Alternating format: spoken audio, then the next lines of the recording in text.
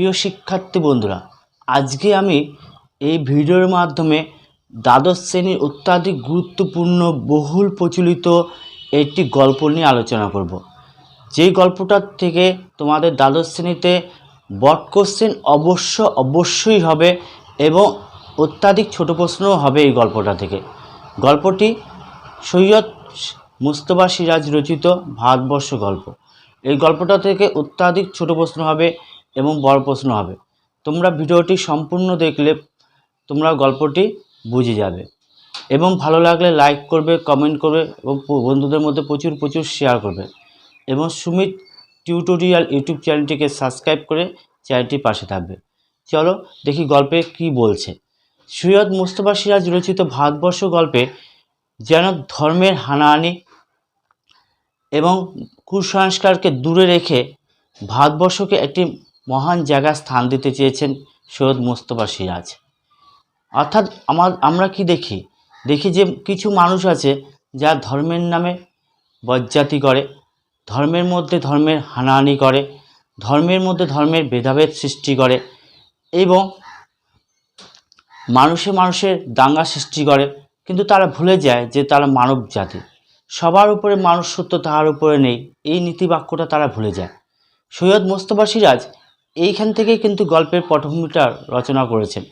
অর্থাৎ এই ভারতবর্ষ এখনও কুসংস্কার আচ্ছন্ন, ধর্মের দলাদলিতে আচ্ছন্ন, এই সমস্ত কিছুকে দূরে রেখে গল্পটি রচনা করেছেন সৈয়দ মুস্তফা সিরাজ। গল্পে কি বলেছে? গল্পে প্রথমে আমরা দেখি যে পাড়ার মধ্যে বা পাড়ার গলির মধ্যে একটি চায়ের দোকান। সেই চায়ের দোকানে সাধারণত কী হয়, যে চায়ের দোকানে 10-5টা লোক বসে আড্ডা দেয়, চা খায়, তর্কতর্কি করে। এখানেও তাই পেয়েছি আমরা। দেখেছি কি পাড়ার গলির মধ্যে একটি ছোট্ট চায়ের দোকান, এখান থেকে গল্পের পরিস্ফুট শুরু, অর্থাৎ গল্পের বা যে বিষয়বস্তু শুরু, যে এটি পাড়ার মধ্যে একটি চায়ের দোকান। সেই চায়ের দোকানে কয়েকজন লোক বসে চা খাচ্ছে। শীতকাল, বৃষ্টি হচ্ছে, কেউ একে বলে ফাঁপি। এই বৃষ্টি হচ্ছে শীতকালে, তার মধ্যে কি সবাই কৃষিজীবী মানুষ, তাদের চাষের একটি বড় আশঙ্কা রয়েছে, অর্থাৎ ফসলে নষ্ট হয়ে যাওয়ার একটা আশঙ্কা রয়েছে।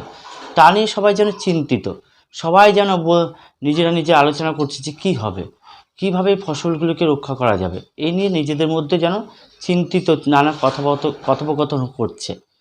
এবং চায়ের দোকানে যারা বসা, কেউ হিন্দু কেউ মুসলমান। যারা হিন্দু তারা ভগবানের নাম ডাক করছে, যারা মুসলমান তারা আল্লাহকে ডাকছে এবং ভাবছে শেষ পর্যন্ত তারা যখন বৃষ্টি কমছে না, তা ভগবান এবং আল্লাহর কি নামে নানা ব্যঙ্গবিদ্রুতও করছে এবং বলছে যে মাথার উপর কোনো শালা নাই রে, মাথার উপর কোনো শালা নেই।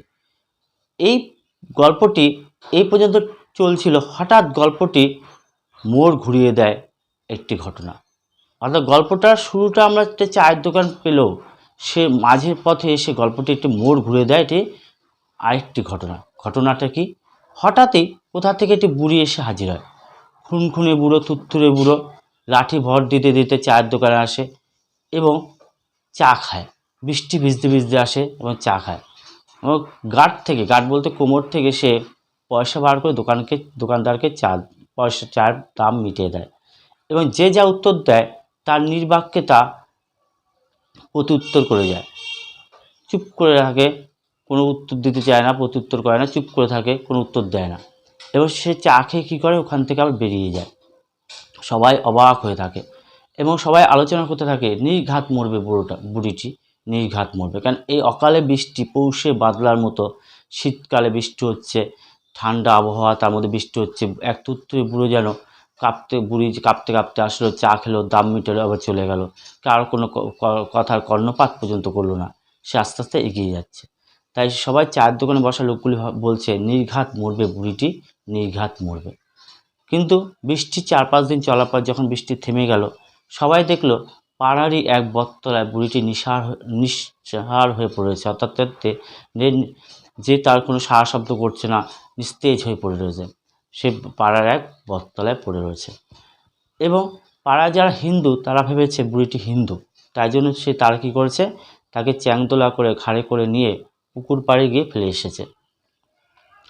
এবং বিকালবেলা যারা পাড়ায় মুসলমান তারা ভেবেছে না বুড়িটি মুসলমান, তারা আবার নিয়ে এসছে বুড়িটিকে কবরস্থ করার জন্য। যখন নিয়ে আসলো তখন হিন্দু আর মুসলমানের কি হলো যে তর্কতর্কি বেঁধে গেল। হিন্দুরা বলছে বুড়িটি হিন্দু, মুসলমানরা বলছে না বুড়িটি মুসলমান। তাহলে এই যে ধর্মের হানাহানি কিভাবে ঘটে, এইখানেই লেখক সৈয়দ মুজতবা সিরাজ দেখিয়েছেন যে ধর্মের হানাহানি কিভাবে সৃষ্টি হয়। অর্থাৎ কি যে বুড়িটি হিন্দু না মুসলমান এই নিয়ে দুই পক্ষের মধ্যে কি তর্কতর্কি বেজে গেল। আদৌ বুড়িটি যে একটি মানুষ, একটু মানব, তার কি সৎকার করার প্রয়োজন আছে তা নিয়ে কিন্তু কারো মাথা ব্যথা নেই। সে হিন্দু না মুসলমান তা নিয়েই সবার চিন্তিত। এবার সবাই যে যার মতো যুক্তি দিচ্ছে। কেউ বলছে বুড়িটি মরার আগে হরিনাম জপ করে গেছে। নকরি নাপিত বলছে যে বুড়িটি মরার আগে সে হরিনাম জপ করে গেছে, সে নিজ কানে শুনেছে, অর্থাৎ বুড়িটি হিন্দু। আর মুসলমানের এক ব্যক্তি এসে বলছে যা না বুড়িটি মরার আগে ইনশাআল্লাহ বলে গেছে, অর্থাৎ আল্লাহর নাম জপ করে গেছে, অর্থাৎ বুড়িটি মুসলমান। এই নিয়ে পরস্পর হিন্দু আর মুসলমান কি না এই নিয়ে পরস্পর যে তাদের মধ্যে বিবাদ বেজে গেল, তর্কতর্কি হচ্ছে, হাতাহাতির পর্যায়ে পৌঁছে গেছে। হঠাৎ বুড়িটি কী করলো, ওখান থেকে নিস্তেজ যে শরীর অবস্থা পড়েছিল বুড়িটি হঠাৎ ওখান থেকে উঠে চলে গেল, আর হাঁটতে হাঁটতে চলে গেল। তখন কেউ যেন প্রশ্ন করলো বুড়ি তুমি মরনি? তখন সে বুড়িটি প্রত্যুত্তর বলল চোখের নেওয়া হয়েছে দেখতে পাচ্ছিস না, আমি হিন্দুও নই মুসলমানও নয়। অর্থাৎ বুড়িটি হিন্দুও নয় মুসলমানও নয়। এই গল্পের মাধ্যমে লেখক কি দেখালেন যে একটি বুড়ির চরিত্রের মধ্যে দিয়ে দেখালেন যে মানুষ কখনো হিন্দু বা মুসলমানের ধর্মের মধ্যে আবদ্ধ থাকতে পারে না। তার সবচেয়ে বড় ধর্ম হচ্ছে মনুষ্যত্ব ধর্ম, অর্থাৎ মানব ধর্ম। সে কোনো সময় একটি হিন্দু বা মুসলমানের মধ্যে সে আবদ্ধ থাকতে পারে না। তাই লেখক মুজতবা সিরাজ বলেছেন যে এই গল্পের মধ্যে, ভারতবর্ষ গল্পের মধ্যে, যে ভারতবর্ষে এখনও অনেক শ্রেণীর মানুষ আছে বা অনেক মানুষ আছে যারা ধর্ম নিয়ে ভেদাভেদ করে, ধর্মের নামে দলাদলি করে, ধর্মের নামে অযথা ঝামেলা করে। তাই লেখক মুজতবা সিরাজ বলেছেন সবার আগে মনুষ্যত্ব তাহার উপরে নেই, অর্থাৎ সবার আগে মানব জাতি তাহার উপরে নেই।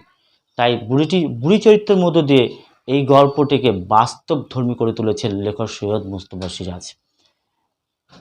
তাই বুড়িটি যখন চলে গেল তখন সবাই অবাক হয়ে দেখলো যে সত্যি যে বুড়িটি হিন্দু না মুসলমান এই নিয়ে আমরা তর্ক উঠছি, বুড়িটি আগে সবার উপরে তার ধর্মকে মানব ধর্ম।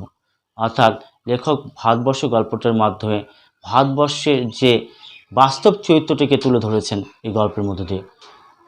এই গল্পটি আজকে আমি তোমাদের বিষয়বস্তুটি নিয়ে আলোচনা করলাম।